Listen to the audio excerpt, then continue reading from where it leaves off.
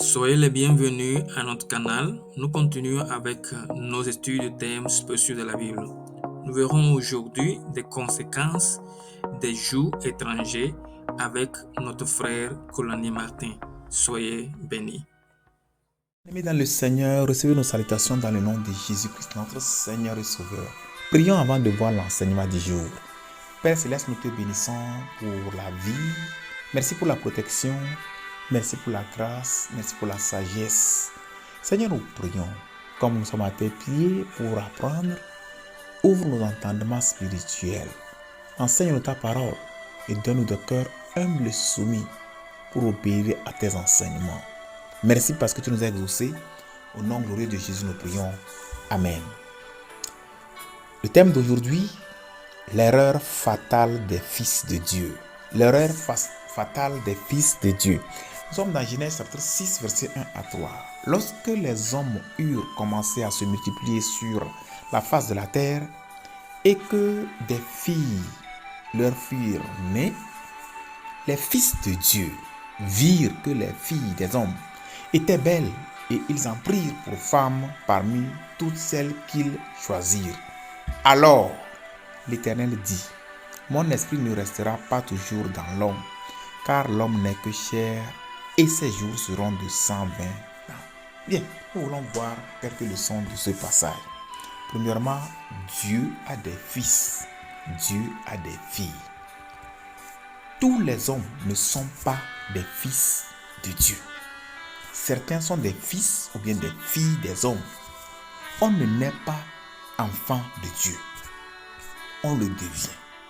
Jean 1,12 nous dit, mais à tous ceux qui l'ont reçu, à ceux qui croient en son nom, elle, c'est-à-dire la parole, a donné le pouvoir de devenir enfants de Dieu, lesquels sont nés. Vous voyez? Donc, on devient enfant de Dieu en croyant en Christ.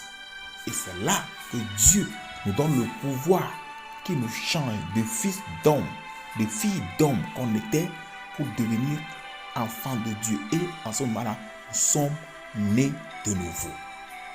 Romains 8, 14 nous dit, car tous ceux qui sont conduits par l'Esprit, c'est-à-dire le Saint-Esprit, tous ceux qui sont conduits par l'Esprit de Dieu sont fils de Dieu. Tous ceux qui sont conduits par l'Esprit de Dieu sont fils de Dieu. Ceux qui ne sont pas conduits par l'Esprit de Dieu ne sont pas fils de Dieu. Il y a des gens qui sont conduits par l'Esprit du diable. Ils ne sont pas fils de Dieu. Deuxième leçon que nous voyons ici, c'est que il est possible que les fils de Dieu convoitent les filles des hommes et vice-versa. Et c'est ce qui s'est passé ici. Les fils de Dieu avaient convoité les filles des hommes. Et ils les ont épousés, ce que Dieu n'a pas approuvé.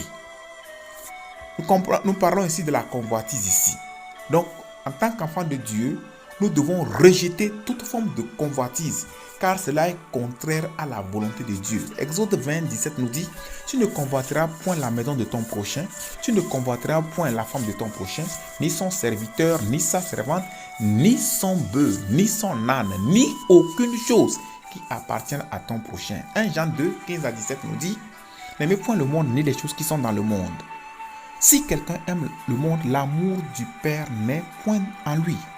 Car tout ce qui est dans le monde, la convoitise, vous voyez encore, la convoitise de la chair, la convoitise des yeux et l'orgueil de la vie ne vient point du Père, mais vient du monde. Et le monde passe, et sa convoitise aussi. Mais celui qui fait la volonté de Dieu demeure éternellement. Leçon 3 que nous voyons ici, c'est que la beauté ne doit pas être le critère primordial dans la recherche d'un conjoint ou d'une conjointe pour le mariage.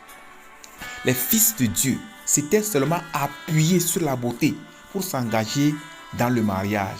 C'était une erreur cruciale. Genèse 6, verset 3 nous dit, les fils de Dieu virent. Genèse 6, plutôt le verset 2, Genèse 6, verset 2 nous dit que les fils de Dieu virent que les filles des hommes étaient belles et ils en prirent pour femmes parmi toutes celles qu'ils choisirent. Quatrième leçon que nous voyons, c'est que Dieu s'intéresse au mariage de ses fils et de ses filles. Nous allons voir le cas d'Adam dans Genèse chapitre 2, verset 18 à 24. C'est Dieu lui-même qui a planifié, c'est Dieu lui-même qui a organisé le mariage. La Bible nous dit dans Genèse 2, à partir du verset 18, l'Éternel Dieu dit, « Il n'est pas bon que l'homme soit seul. Je lui ferai une aile semblable à lui. » L'Éternel Dieu forma une femme de la côte qu'il avait prise de l'homme et il l'amena vers l'homme. Verset 23. Et l'homme dit, « Voici cette fois celle qui est os de mes os et chair de ma chair. On l'appellera femme parce qu'elle a été prise de l'homme. » Verset 24. C'est pourquoi l'homme quittera son père et sa mère et s'attachera à sa femme et ils deviendront une seule chair. Ça, c'est le cas d'Adam. Maintenant, le cas d'Isaac. C'est Dieu qui dirigea, c'est Dieu lui-même qui dirigea le serviteur d'Abraham à trouver Rebecca pour Isaac. C'est Dieu qui avait dirigé le serviteur là. Et il est allé chercher Rebecca pour Isaac. Dieu s'intéresse encore une fois de plus au mariage de ses fils et de ses filles. Leçon 5 que nous voyons, c'est que Dieu désapprouve le mariage entre ses fils et les filles du diable, ou bien les filles des hommes. Voyez, Dieu désapprouve le mariage entre ses fils, entre ses filles et les fils et les filles des hommes. Ce qu'on appelle le joug étranger. 2 Corinthiens 6, 14 nous dit, « Ne vous mettez pas avec les infidèles sous un joug étranger, car quel rapport y a-t-il entre la justice et l'iniquité, ou qu'y a-t-il de commun entre la lumière et les ténèbres ?»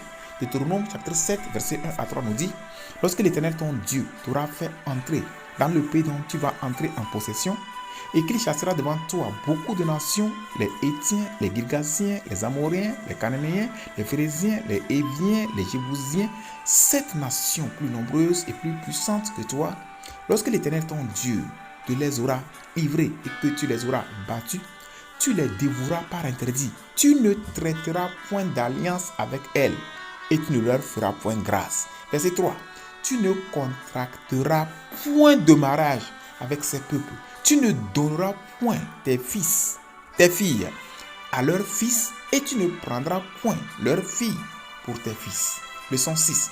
Il y a des conséquences néfastes dans le joug étranger, c'est-à-dire le mariage entre un croyant et un incroyant.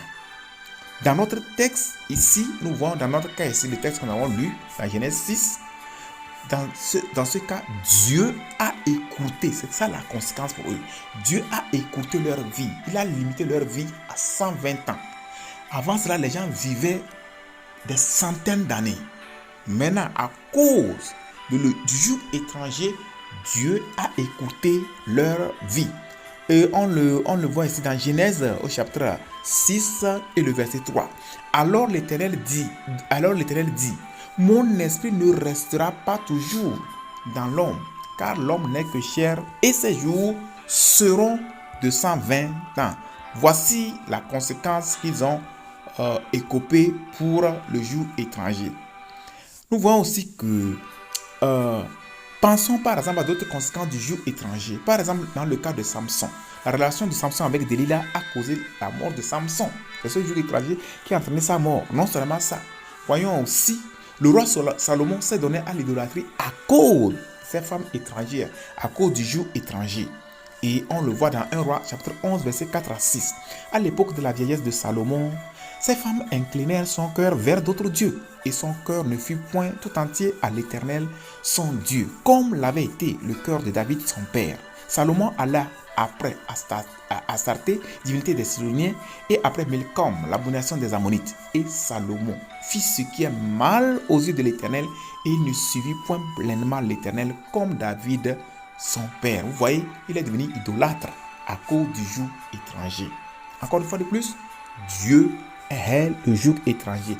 Dieu s'intéresse au mariage de ses enfants et ne veut pas que ses enfants épousent des incroyants. Il ne faut pas aussi que ces enfants se basent rien que sur l'apparence extérieure pour choisir leur conjoint et leur conjointe. On doit se laisser diriger par Dieu, lui, l'auteur du mariage, afin qu'il nous bénisse à tous égards. Prions.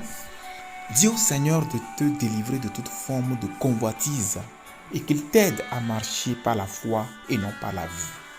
Prie pour que les célibataires, prie pour tous les célibataires afin que leur critère de choix du conjoint soit la crainte de Dieu et non la beauté physique. Prions. Père Céleste, merci pour la révélation de ta parole. Sois exalté, sois honoré. Seigneur, nous prions que tu nous donnes la sagesse, afin que nous évitions des erreurs cruciales. Au nom de Jésus, dirige-nous par ton esprit. Tous ceux qui sont conduits par l'Esprit de Dieu sont fils de Dieu. Seigneur, dirige-nous par ton esprit, afin que nous demeurions toujours au centre de ta volonté. Nous fassions ce qui te plaît tous les jours de notre vie, au nom de Jésus. Merci pour l'exaucement. Au nom glorieux de Jésus, nous prions. Amen. Que Dieu vous bénisse. N'oubliez pas de vous abonner à notre chaîne. Veuillez souscrire, commenter, liker, partager. Activez la cloche de notification pour recevoir nos nouvelles parutions. Envoyez aussi vos suggestions, questions et requêtes de prière. Que Dieu vous bénisse.